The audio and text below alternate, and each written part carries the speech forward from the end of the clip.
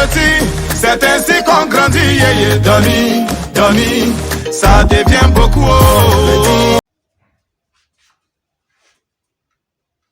Bien, alors on va passer au troisième cas de figure.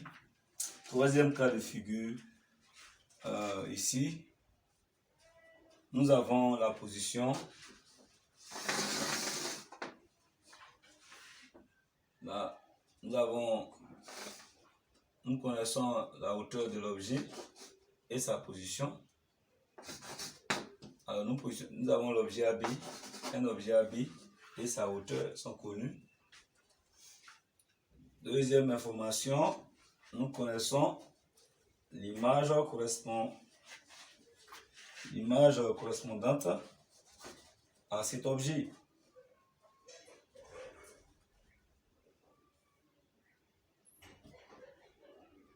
L'image correspondant à cet objet.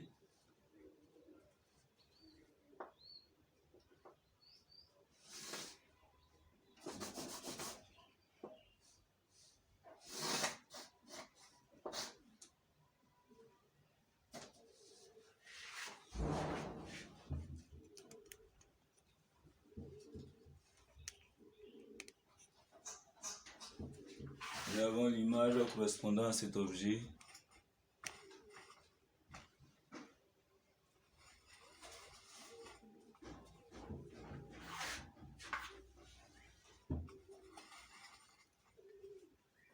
L'image correspondant à cet objet. A', B'. On connaît sa hauteur. La hauteur H' de A', B' est connue.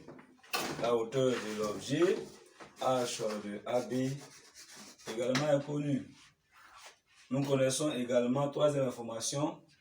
Encore première information, nous connaissons la hauteur de l'objet AB. Une deuxième information, nous connaissons la hauteur de l'image A', B'. Et dernière information, nous connaissons la distance entre l'objet et l'image. Nous allons appeler AA'. Ces trois données là, nous avons ces trois données.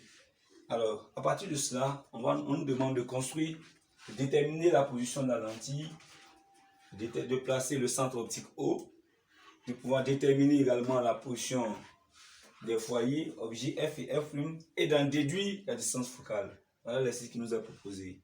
Alors ici, que faut-il faire?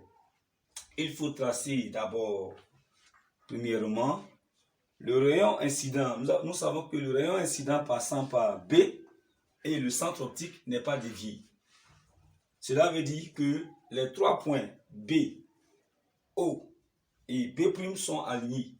Donc il faut tracer ici la droite BB'. Il faut tracer le segment BB'. BB'. Il faut tracer cela. Il faut tracer BB'. Alors, comment, excusez, je n'ai pas de règle sur moi présentement. On va même lever le chemin, on se fait avec mes règles. Dans la prochaine vidéo, nous allons le faire avec dans les conditions normales. Alors, donc ici, on trace ce rayon à droite BB'. Alors, ce rayon incident passant par B et reliant B et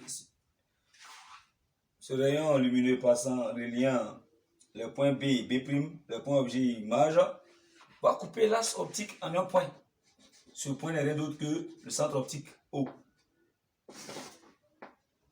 Alors là, nous construisons une lentille, nous construisons une droite perpendiculaire à l'axe optique passant par O. Et vous faites une symétrie. Alors, vous allez avoir la lentille. Prenez la distance que vous allez prendre de haut à la partie supérieure doit être égale à la distance que vous allez prendre en bas. Puisque l'axe optique est un axe de symétrie. Donc on place la lentille de façon symétrique. C'est la lentille qui est positionnée perpendiculairement à l'axe optique. Vous voyez, nous venons ainsi de déterminer la position de la lentille et du centre optique. Deuxième étape, il faut construire un rayon incident parallèle à l'axe optique. Ce rayon, nous savons qu'il émerge en passant par le foyer image. Mais ce rayon va finir sa course au point B'. Donc il faut relier le point ici, on peut appeler ce point là un point K. Ce point K là de la lentille, il faut le relier à B'. il faut tracer le segment KB'. Tracer le segment KB'. Segment KB'. Vous indiquez, mettez une flèche pour dire que c'est un lumineux. Alors, au niveau du premier rayon également, une flèche pour dire que c'est un lumineux. Une flèche avant, une flèche après. Voilà. Chaque fois qu'il y a un changement, il y a une évolution. Alors ici, donc, vous voyez un rayon, plus deux flèches à ce niveau-là. Avant la sortie et après la sortie, une flèche. Une flèche avant la lentille, une flèche après la lentille. Voilà. Ainsi réaliser la construction. Les deux rayons particuliers. Alors, vous voyez, on a dit qu'un rayon incident par la sortie émerge en passant par le foyer image. Donc, ce qui veut dire que ce point, le point d'intersection entre le segment, la droite KB' et l'axe optique AA' n'est rien d'autre que le foyer image F'. Dès lors que vous avez le foyer image F', souvenez-vous que les foyers objets et images sont symétriques par rapport au centre optique. Donc vous prenez votre compas et vous reportez la distance au F', voilà, pour construire l'image de F'. Donc la distance au F' doit être reportée et à l'aide du compas, ou bien à l'aide d'une règle, vous mesurez la distance au F', vous la reportez pour positionner votre foyer objet. Voilà, ainsi réaliser la construction du centre optique O, des foyers objets et images et de la lentille L. À partir de là, on peut nous demander de déterminer la distance focale. La distance focale n'est rien d'autre que F n'est rien d'autre que la distance OF. C'est aussi la distance OF'. Mais il faut le spécifier. La distance focale est la distance OF réelle. OF réelle qui est la distance focale. OF réelle. OF réelle. Donc, si c'était un exercice, il faudra donc mesurer d'abord la distance focale sur le dessin. OF sur le dessin. Pour pouvoir, à partir de l'échelle, maintenant déterminer la distance focale réelle. Et donc, la distance focale. Et ainsi prend fin cette première vidéo qui a consisté à présenter les trois cas de figure de la construction de l'image d'un objet AB, l'image A' d'un objet AB à travers une lentille convergente. Voilà. Trois cas de figure sont présentés à nous. Le premier cas de figure s'agissait, nous connaissons la position de l'objet, nous connaissons la position de la lentille, la distance entre l'objet et la lentille, et nous avons la distance focale, et à l'aide de ces trois informations, nous avons déterminé l'image A''B'.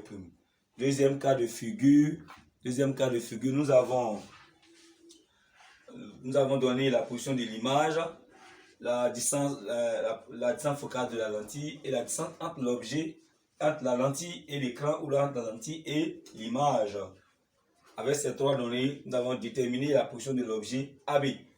Et dernier cas de figure, nous avons la position de l'objet, la position de l'image, la hauteur de l'objet, la hauteur de l'image, et nous avons la distance entre l'objet et son image. À partir des trois informations, la hauteur de l'objet, la hauteur de l'image, la distance entre l'objet et son image, nous venons de déterminer la position de la lentille, le centre optique O, les foyers objet et image.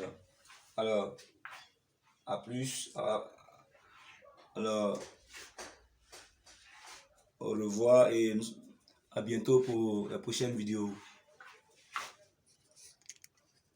J'ai pris un grand plaisir à vous présenter cette vidéo qui va vous permettre de pouvoir réussir désormais les constructions d'images ou d'objets à travers une lentille convergente. Alors, dans la prochaine vidéo, nous allons maintenant résoudre des cas pratiques. Nous allons voir ces trois cas de figure-là en exercice concret. Voilà. Donc, je vais vous donner l'énoncé plus tard. Je vais envoyer l'énoncé. Je vais vous envoyer l'énoncé sur... Je vais vous présenter l'énoncé dans la prochaine vidéo et nous allons traiter. Excellente journée à vous.